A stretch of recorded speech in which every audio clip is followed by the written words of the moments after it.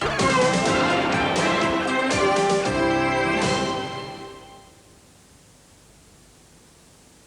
1989 Spring Racing Carnival, proudly brought to you by Foster's Lager, It's Got the Flavour, State Bank Victoria, and the new 1990 Nissan Pintara, the power to please.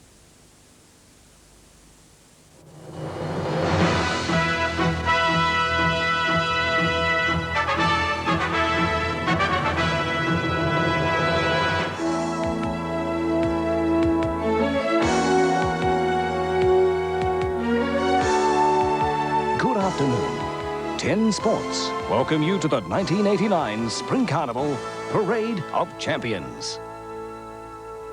Welcome to Network 10's live and exclusive coverage of the 1989 Parade of Champions from the Bourke Street Mall. As you can see, a little dreary and a little overcast, but most importantly, the rain is staying away and we have a great crowd here today.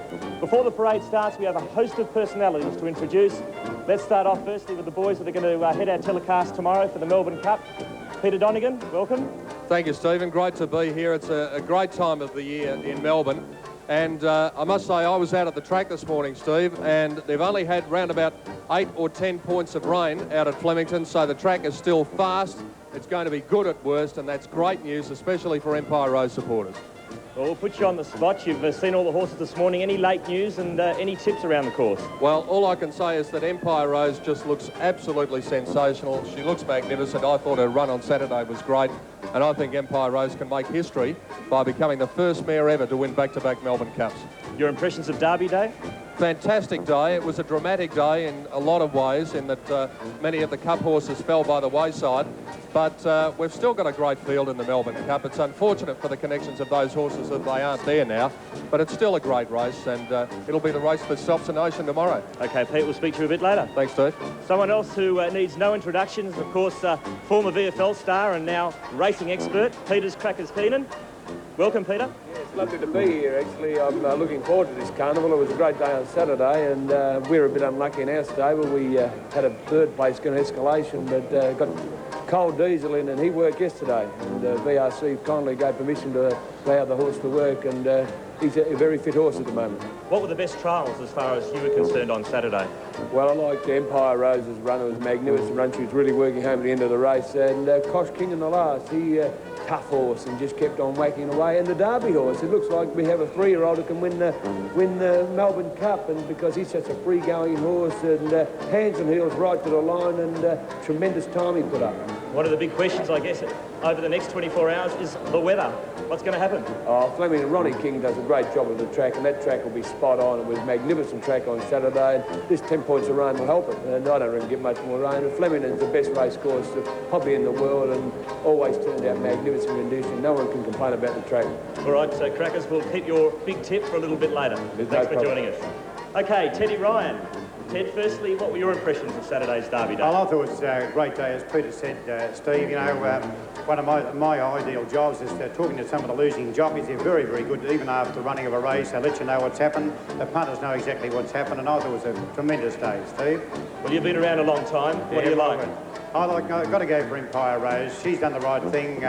She's come up very well. She's got to create a weight-carrying record, 56.5 kilos, but she's built like a Sherman tank, and I feel she'll do everything right tomorrow, Steve. And during the parade, you'll be speaking to some great past champions. That's for sure, my word. We'll speak to you a bit later, Ted. Thanks, Steve. Someone who needs no introduction is one of Australia's most experienced racing journalists, Graham Kelly.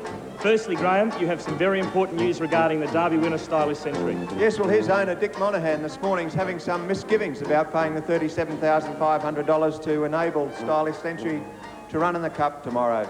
He said his stomach's been churning since he made a decision on Saturday night, and he said if he was a bookmaker, he'd be laying Stylish Century. But just the same, I think the 3-year-old can win. What were your impressions of Derby Day? Oh, it was a great meet. It always is the best racing day in Australia, and it's a tremendous build-up to tomorrow's Foster's Melbourne Cup. And there was plenty of drama, which was not even a scriptwriter could have produced such a story like Saturday. No, I'm afraid there was a bit too much for a lot of the pressmen. Some of them wrote up to 5 previews. Every time they tipped the horse to win the Cup, it was scratched. OK, Graham, we'll speak to you a little bit later and get your tip for tomorrow's Melbourne Cup. Thank you, Steve. There's a bit of history being created tomorrow. The youngest race caller ever to call a Melbourne Cup, Dan Malicki. I know a lot of people are nervous. The jockeys will be nervous. What about you? Well, Steve, it's every trainer, every jockey's dream, every owner's dream to get a horse in their cup, and every race caller's dream to call it. So it's going to be a magic day for everybody, I think. Well, you're a pretty unflappable sort of character. How will you be feeling about 2:40 tomorrow afternoon? Well, just looking around the people today, I mean, it's packed in the mall. It's going to be packed at Flemington. It's a marvellous day, and there'll be a few knots in the tummy, I think, at about 2:40. What were your impressions of Derby Day? What were your best trials as far as you were concerned? Well, Derby Day is the best racing day in the world. There's no doubt about that. You get the best sprinters, the best three-year-old stayers, the best three-year-old sprinters, the best open class, the best weight for age horses, and the cup horses. It's all there.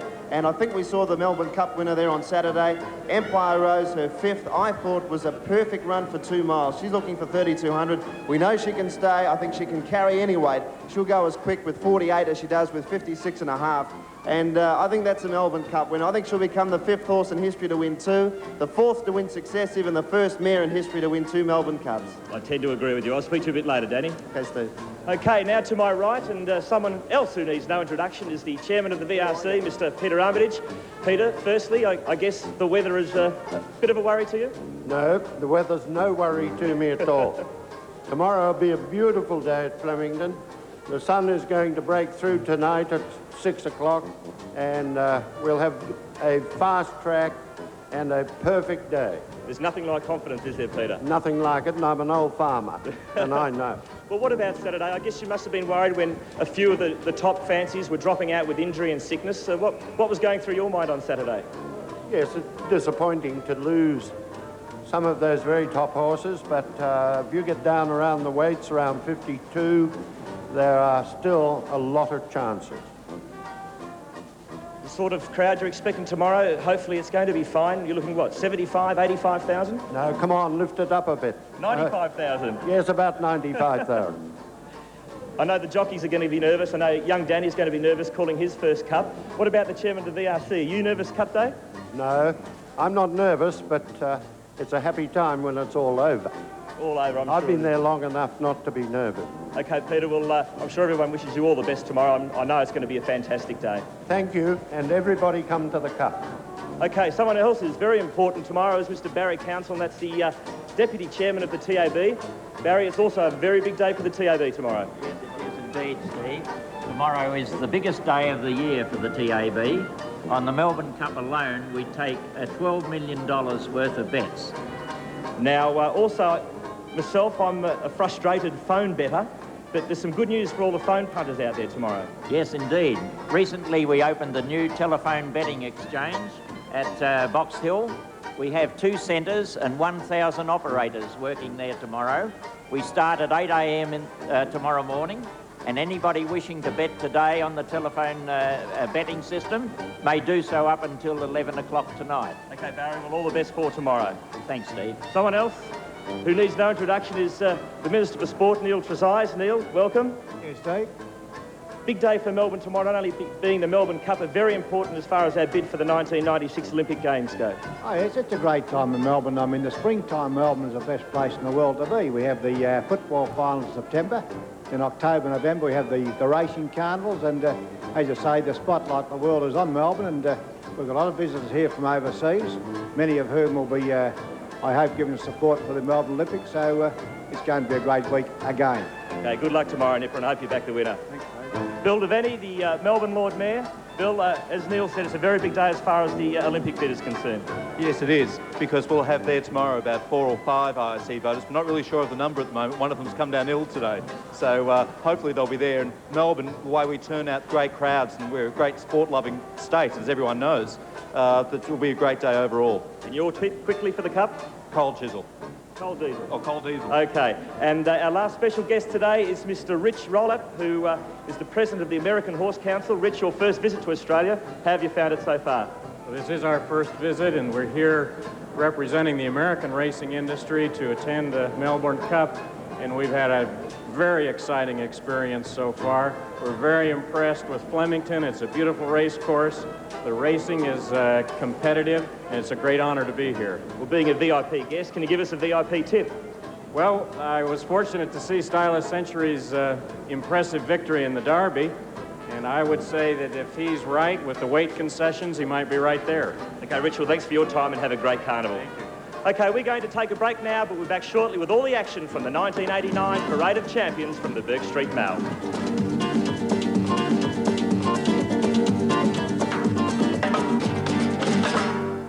Network 10's exclusive coverage of the 1989 Parade of Champions, 2:40 tomorrow afternoon, the 1989 Foster's Melbourne Cup. And Peter, as we can see now, the parade is starting. The weather, thank goodness, it doesn't look like it's going to rain. Well, let's keep our fingers crossed, Steve, and there wouldn't be anything worse than a repeat of the wet weather that we've had in, say, the past 20 years with Vanderham, of course. Who can forget that terrible day? But it won't be anything like that. It's going to be beautiful. I'm sure, as Peter Armitage said, we're going to be in for a great Cup day.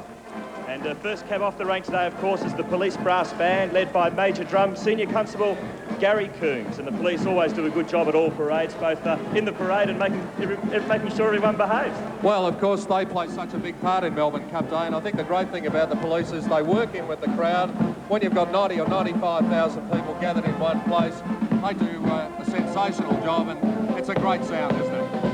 And in the police mounted branch, of course, is one of the former Melbourne Cup winners in Black Knight.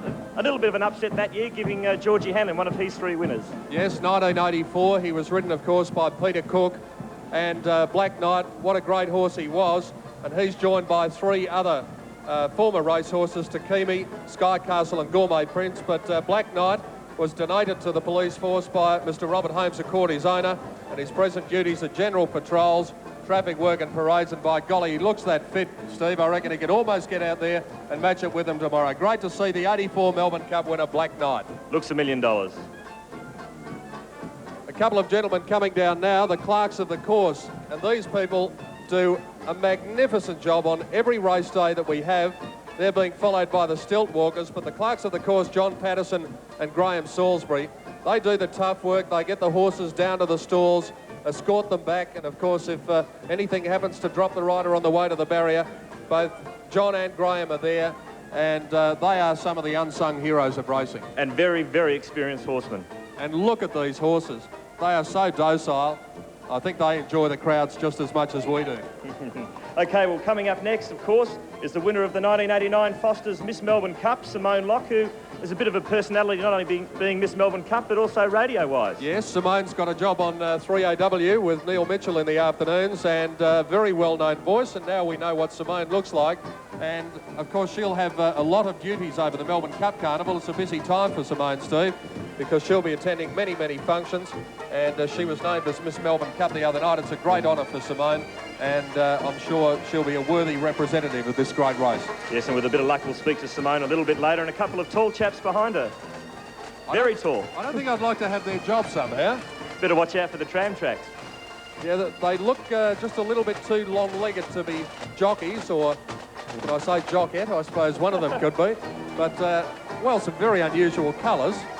And I suppose that's one way of getting a view of the Mall here in Burke Street on Melbourne Cup Eve.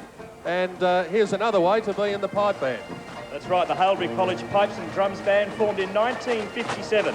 And this band won the coveted National Championships in Adelaide in 1986. And they always play a big part in the Parade of Champions. Steve, I love this sound. I think we'll have a listen to it for a minute. There's nothing to generate atmosphere like the pipe bands.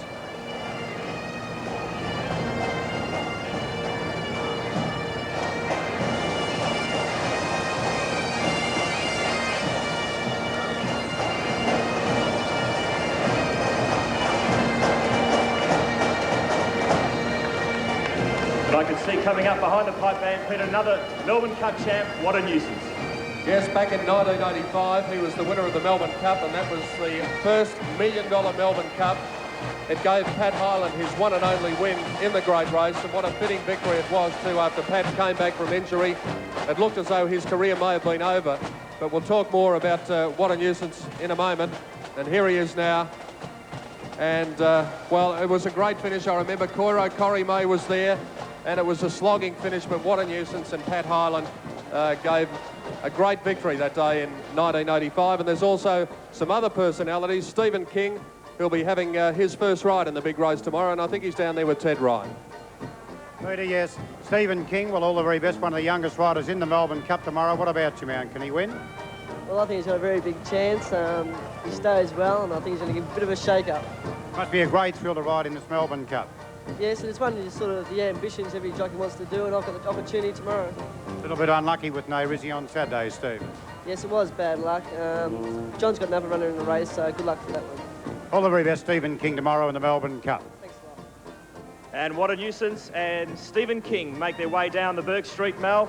And behind What a Nuisance is also somebody else who I guess needs no introduction, and that's Bill Collins. Yes, the man who's called so many Melbourne Cups, in fact 34 Melbourne Cups. As we take a look at What a Nuisance, interesting that Stephen King is there, Steve, because Stephen King, of course, carried those colours on Saturday on Rizzy, and what a tragedy that was to see the horse break down after his magnificent effort for second in the Caulfield Cup. And unfortunately, he won't be carrying those colours in the Melbourne Cup, Rizzy, but Gopak will be. It wasn't the only tragedy, unfortunately, on Saturday, was it? Well, speaking of tragedies, I noticed that Bill Collins seems to be sporting somewhat of an unusual look. It looked as though he's been winged. Ted Ryan's down there with him, so Bill's waving with one hand. Teddy, can you find out what's wrong with the other one?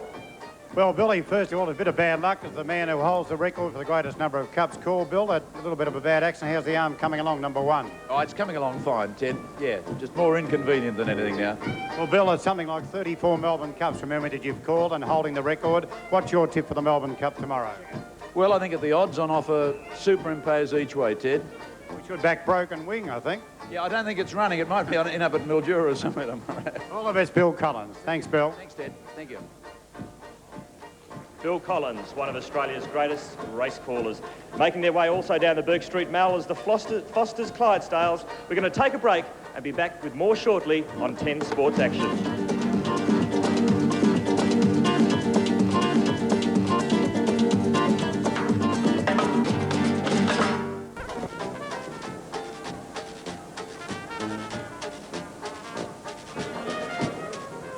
And welcome back to the Parade of Champions. As you can see, it's an overcast day, but fortunately a fine day. And the good news is that it looks like it's going to be okay for tomorrow's Melbourne Cup. As the parade continues, Dan Malicki joins us now. Dan, the Melbourne Cup's not only about a horse race, is it? It's a festival as well. My word, it's the biggest one in the whole year. It's the climatic point in racing. And there's a lot that goes on off the track as well as on the track. And it's a marvellous race day, marvellous day in general. Peter Donegan, it has it all. It does indeed, Dan. One question I'd like to ask you is, of course, you've got 24 horses in the Melbourne Cup tomorrow. When do you actually start your studying with the colours? Oh, I started about 3 months ago. But you'll do most of your work in about the 10 or 15 minutes before they go to the stalls? Certainly, that's the last touch-ups, not just for the strappers and the trainers and the jockeys, but also for the race callers. We'll all 5 race callers will go through the horses thoroughly on the way to the barrier, try and put away those little butterflies and just get set and relaxed. Empire Rose tomorrow is your selection. She's my selection as well. She's going to join a fairly elite group of horses. She becomes only the 18th horse ever to race in 4 Melbourne Cups or more. She's got a bit of a way to go to reach Shadow King's record, though. Well, I think this is going to be her last year. In fact, it may even be her last Melbourne Cup, because she will most likely be going to stud after this year's Melbourne Cup. Shadow King was quite a phenomenal racehorse, 6th in 29. He ran 3rd in 1930 to that marvellous champion Farlap. We've never seen a better horse than him, although we didn't see him, most of us. Shadow King runs 2nd in 31, 3rd in 32, 2nd in 33. Didn't start in 34, and he finished 4th in 1935, and that year he led the field onto the racetrack. And Empire Rose, well, she's done one better, because she won last year's Melbourne Cup, 2nd 2 years ago, and finished 5th 3 years ago. And who knows, she might be the first 7-year-old mare since Acacia in 1904 to win a Melbourne Cup and become the 5th in history to win 2, Pete. Danny, getting back to your race calling for just a moment, you started when you were 8. Just tell us how you got in so early. I have no idea. Just happened? Just happened. As far back as I can remember, race calling was for me, and I suppose I was fortunate enough to have known what I wanted to do earlier on, and it certainly helped me get it together and call races as young as I did. I suppose I was lucky in that sense. Well, coming down now as the parade continues in the Burke Street Mall here, we have 2 lovely ladies from Myer. And I must confess that there's one part of the carnival I think we all enjoy, and that is seeing the fashion and the glamour associated with it.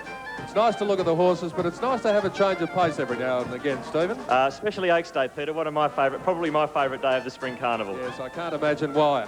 But anyway, fashions will be so much a part of the Melbourne Cup Carnival. They were on Saturday at Derby Day. They will be tomorrow, Melbourne Cup Day. And of course, Oaks Day is when it all happens for the ladies, and we'll look forward to seeing all of the ladies out in their finery come Thursday. Well, it's a great scene here. So many people coming out, possibly popping out of the office for lunchtime, or many people have made a special trip into the city just to see this parade, which has become so much a part of Melbourne Cup Week. And a couple of lovely ladies in the crowd there, enjoying things as we all are, and I think every vantage point is taken. And why not? Actually, I was a bit nervous when I got here when the rain started coming down. I thought people might stay away, but congratulations to everyone out here today in the Burke Street Mail. They've really turned out in their droves, and it's fantastic. Gee, they got marvellous lunch hours, Steve and Pete. What's a lunch hour? Talking about the overcast weather, it's an interesting fact to know that the Cup has only been postponed twice. Back in 1870, it was postponed a week, and then in 1916, it was postponed to the following Saturday. And during the war years, the Cup was run on a Saturday. But other than that, it's taken its traditional spot of the first Tuesday in November, and at 2:40 p.m. on every first Tuesday in November, Australia comes to a halt. Speaking of rain, Pete, actually, how much rain did we have at Flemington overnight? Only about 8 or 10 points, and the track is, it's going to be fast, good at worst, Stephen, if we don't have too much more rain. Let's keep our fingers crossed, because that's going to affect the chances of a number of runners, including Empire Rose. Well, what are the main chances it would be affected? Well, I'd bow to the superior knowledge of Dan Malicki here, but Empire Rose is certainly one of them, Dan. Certainly, Peter, she struggles to handle the going when it becomes shifty. And when I say shifty, that's when the track gets a little bit worse than good and becomes almost dead.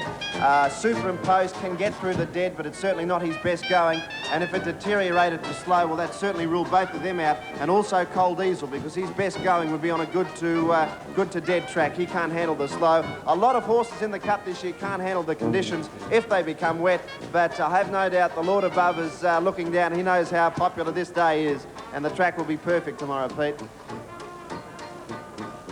Yeah, there's one gentleman coming down the car at the moment who we all know very well, one of Australia's greatest jockeys, well, the Professor. Man who won the Melbourne Cup in 65 and 67, Steve, aboard Light Fingers, the mare that he loves so much, and in 67 aboard Red Handed. And the great Roy Higgins, he's been a great ambassador for racing for many, many years, not only here in Victoria, but indeed all around Australia and indeed around the world. He was just a marvellous jockey, perfect judge of pace, a great sprint rider, a great distance rider. Well, I don't think that fellow will be able to ride the one on the stilts. Or is it a lady? It's certainly a bright hairdo, Dan. Well, I think the stirrups will be up pretty high too. What do you think, Pete? But George Hanlon, of course, is with Roy Higgins, and George has made a name for himself in the Melbourne Cup, training Piping Lane way back in 1972, and R1, and of course also Black Knight. And Roy and George are down there now with Ted Ryan. Teddy? Right, Roy Higgins, as Peter told you, won the 1965 and 67 Melbourne Cups. Roy, you know what it's all about. What can win it tomorrow? Well, I think all signs at present are that Empire Rose is back to what she was last year. Her run, I thought, in the McKinnon was excellent. The run in the Cox Plate was excellent. She's going to have to break a record for back-to-back Melbourne Cups for a mare. We all but achieved that in 65 and 66 with Light Fingers. The second year, Light Fingers carried 57. Empire Rose only got 56.5. I think she's well weighted. And really, her main danger is Mother Nature. If it rains, there could be problems. As we know, she doesn't handle a soft track, but I think she's superior to them. Thanks, Roy, very much. And George, your tip for the Melbourne Cup? I thought the 3-year-old was outstanding Saturday with a roughie. I'm going for Ideal Sentiment. Thank you, George. George has trained 3 Melbourne Cup winners. OK, we're going to take a break now from the Parade of Champions. Back with more shortly.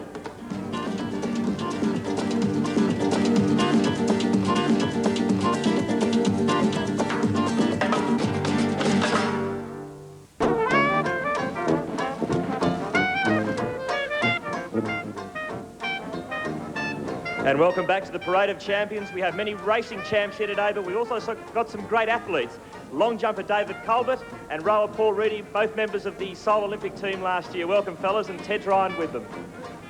Yes, David Cuthbert, first of all, we'll talk to you, ladies and gentlemen. He's a long jump champion.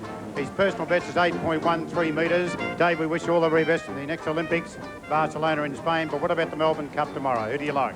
I really like Stylish Century, actually. It's a great run in the Derby, and if it can stay the journey, I think it's a great show with only 47 kilos. It's got to be with a great show.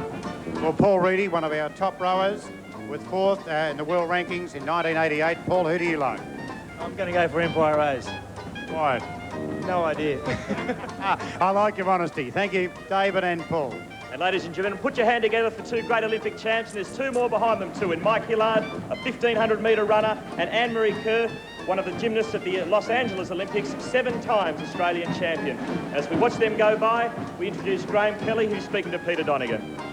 Well, Graham, great atmosphere here. I know that you got caught up in the excitement on Derby Day when we were working there on Saturday, and I know that just like any other racing person, you look forward to that first Tuesday in November.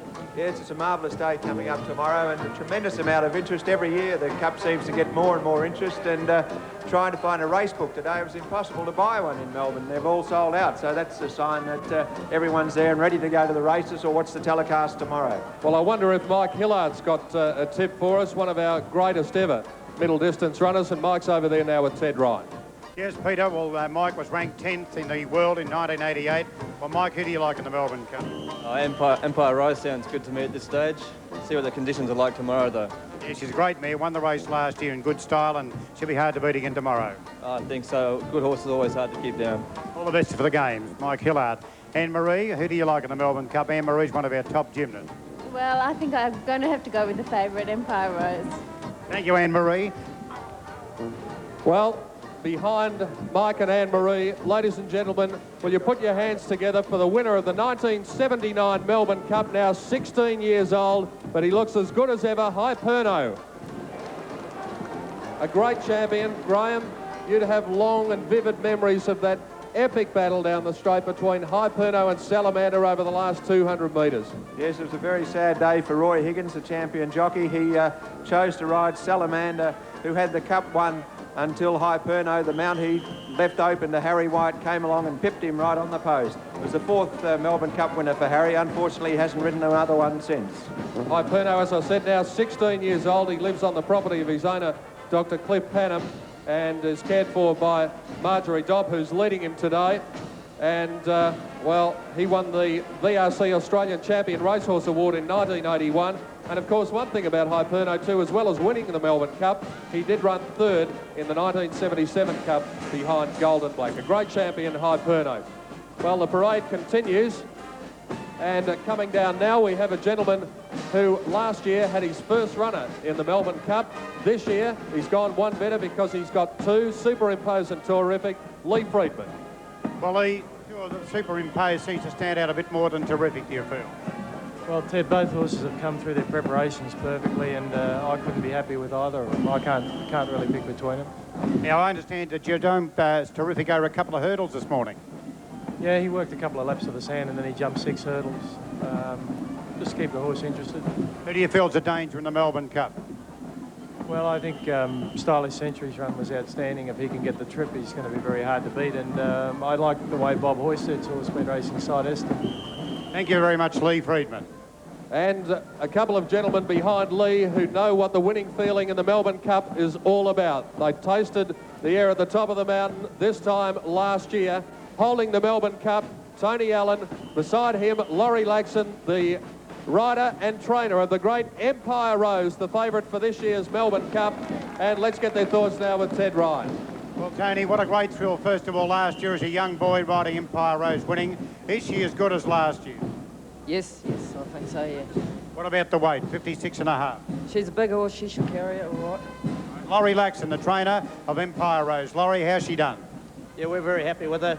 Done everything we've asked her to up to date. Well, you understand she doesn't go too well on a wet track, so you're hoping it'll be fine. Yeah, we hope the rain keeps up. Doesn't come down. That's right. Yeah, that's right. That's a typical New Zealand remark from Laurie Laxon and Tony Allen. We wish them best with Empire Rose for a second Melbourne Cup tomorrow, ladies and gentlemen. Well, I wonder if they'll have another cup to hold tomorrow. The best of luck to